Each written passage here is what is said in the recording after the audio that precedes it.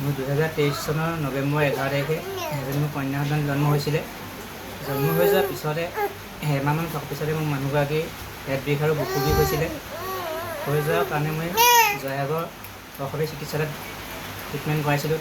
আৰু ডক্টৰে মোক গেছৰ কাৰণে বিষ হৈছিলে বুলি কৈছিলে। হৈ যোৱাৰ পিছত এমাহমান ভাল পাইছিলে। ভাল পাইছে আকৌ বুকু বিষ হ'ল, পিঠি বিষ হ'ল। হৈ যোৱাৰ পুনৰ মই আকৌ জয়সাগৰলৈকে নিশাই ভৰ্তি কৰাই দিছিলোঁ। ভৰ্তি কৰি আল্ট্ৰাচাউণ্ড কৰিবলৈ ক'লে। আল্ট্ৰাচাউণ্ড কৰি থাকোঁতে তেখেতৰ গলব্লাডাৰ পাথৰ হৈছে বুলি ক'লে। সেয়ে মই আজি 2-3 মাহ ধৰি গলব্লাডাৰ পাথৰৰ কাৰণে চিকিৎসা কৰাই আছিলোঁ। চিকিৎসা কৰাই থাকোঁতে তেখেতক গলব্লাডাৰ অপাৰেশ্যন কৰাইলোঁ অলপ দিনৰ আগতে।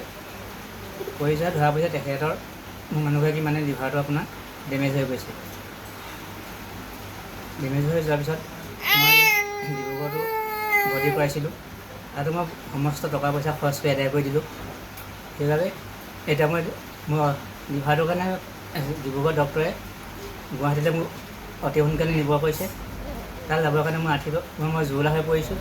সকলো টকা পইচা শেষ হৈ গ'ল। এতিয়া মই ৰাইজলৈ এটাই আহ্বান জনাওঁ যে মোক সকলোৱে সহায় সহযোগিতা কৰি মোৰ মানুহগৰাকীক ভাল কৰি দিয়ে।